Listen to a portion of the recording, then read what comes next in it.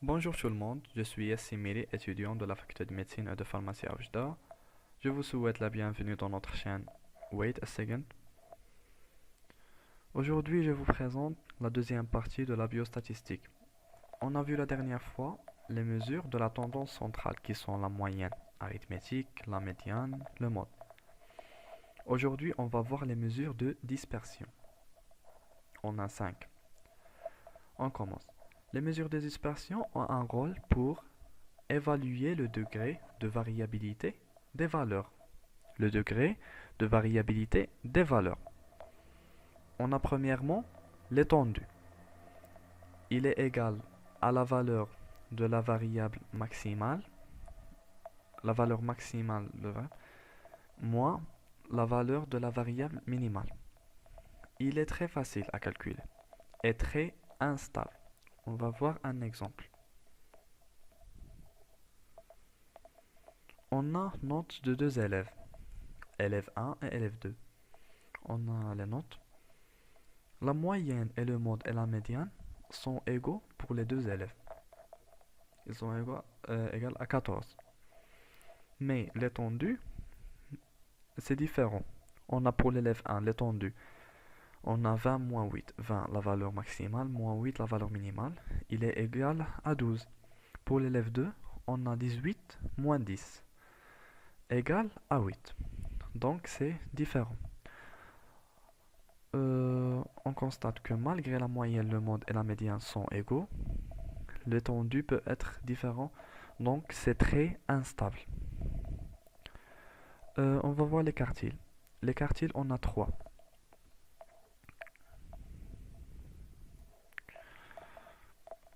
On a Q1, Q2 et Q3. Q2, elle est égale à la médiane. Q2 égale à la médiane. On a l'espace entre l'intervalle entre Q1 et Q3 et se nomme interquartile. L'espace interquartile. On va voir comment calculer Q1 et Q3. Pour Q1, on a K est égal à l'effectif total sur 4. Et pour Q3, c'est 3 fois l'effectif total sur 4. Pour les percentiles, on va voir un exemple de percentile. C'est celui-là. Les percentiles sont distribués sur 100. Sur 100 fois. Donc on passe aux variances et l'écart type. La variance et l'écart type sont les plus importants. La variance, on a deux types. On a variance simple et variance pondérée. On va voir des exemples pour les deux. Pour la variance simple, on a note d'un élève, 8, 10, 7, 19. On calcule d'abord la moyenne. Elle est égale à 10,33. La moyenne, le calcul de la moyenne est indispensable pour calculer la variance. Donc, on fait la formule. On a 8, la valeur de la variable, moins la moyenne au carré, plus. On fait cette opération pour chaque variable. Plus 10 moins 10,33 au carré. Plus 7 moins 10,33 au carré. Et à la fin, quand on termine, on fait la division sur 6. 6, c'est l'effectif total. 6, c'est l'effectif total. Donc, on divise sur l'effectif total. Donc, la variance égale à 32,20. On calcule et on va trouver 32,20. Ça, c'est la variance simple. Pour la variance pondérée, on va ajouter les effectifs. On a un exemple, 9 familles. Chacune a un nombre d'enfants. Le nombre d'enfants et les familles. On calcule d'abord la moyenne. Elle est égale à 3,21. Et après, on fait la même opération qu'on a fait pour la variance simple, mais on ajoute des coefficients qui sont les effectifs. Donc pour la variable 5, on fait 5 moins 3,21 qui est la moyenne au carré fois 4 fois l'effectif de 5. Après, on fait 2, qui est l'effectif, fois 3 moins 3,21 au carré, plus 3, l'effectif, fois 1 moins 3,21 au carré. Le tout divisé sur le nombre, sur l'effectif total, qui est 9. Donc, on va trouver la variance 3,06. 3,06. Maintenant, on a une autre façon de calculer la variance. On va les voir dans les prochains exercices, Inch'Allah. L'écart type. L'écart type, c'est la racine carrée de la variance. On fait la racine carrée de la variance. Et on va trouver l'écart type. NP. Pour un échantillon, on fait n-1. Et pour la population, on fait n. Ça, c'est très important. On va pas le voir maintenant, mais ne l'oubliez pas. Échantillon n-1, population n. On va le voir, Inch'Allah, dans les exercices. Maintenant, on passe aux distributions théoriques. On a un échantillon représentatif d'une population. Échantillon représentatif d'une population. Pour savoir ce qui se passe dans cette population, la population est inconnue. Et il y a un très grand nombre d'individus. On ne peut pas connaître tous les membres. Donc, pour savoir ce qui se passe dans cette population, on fait l'hypothèse que la variable suit dans la population une distribution théorique ou loi de probabilité. On a certaines lois théoriques. Sont comme des modèles. On distingue deux cas. Loi de probabilité discrète et loi de probabilité continue. On a dans les lois de probabilité discrète Bernoulli, binomiale, hypergéométrique et loi de Poisson. Pour les lois continues, on a la place Gauss qui est la loi normale. C'est une loi très importante. Les lois discrètes, Bernoulli. On ne va pas s'intéresser aux détails maintenant. Bernoulli, on a des variables binaires comme malade, non malade, exposé, non exposé. On passe aux lois continues. Pour les lois discrètes, on a vu que chaque valeur xi a une probabilité. Mais pour les lois continues, on ne peut pas préciser les probabilités pour toutes les valeurs xi. Car xi peut prendre euh, n'importe quelle valeur. Et les valeurs ne sont pas limitées. Donc, on ne peut pas préciser les probabilités pour toutes les valeurs xi. Donc, on fait par intervalle. La loi normale. La loi normale, c'est une loi continue. Et c'est la loi de Gauss. Il est très utilisé. Et défini par deux paramètres, qui est la moyenne et la variance. La moyenne et la variance. Et elle est symétrique. On va voir un graphique.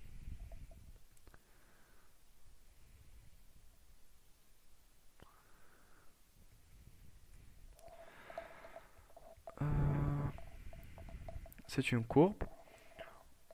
Donc, elle est symétrique, unimodale. La moyenne égale au mode égale à la médiane. Donc, on a 68% des valeurs sont dans cet intervalle entre moins l'écart type et plus l'écart type. Et on a 95% des valeurs sont dans cet intervalle moins 2 fois l'écart type plus 2 fois l'écart type. Et il faut absolument connaître ces valeurs, ces pourcentages. On va les utiliser beaucoup dans les exercices. Donc 68% entre moins alpha, entre moins l'écart type et plus l'écart type, et 95% entre moins 2 fois l'écart type et plus 2 fois l'écart type. Maintenant, on va passer aux lois normales sont très réduites. La loi normale sont très réduite, c'est la loi normale, mais seulement on a fait un changement de variable. On a précisé la valeur de la moyenne et la valeur de la variance. La moyenne, on l'a fait égale à 0 et la variance égale à 1. Donc, n a des paramètres de 0 et 1. Maintenant, on passe à la table de l'écart réduit.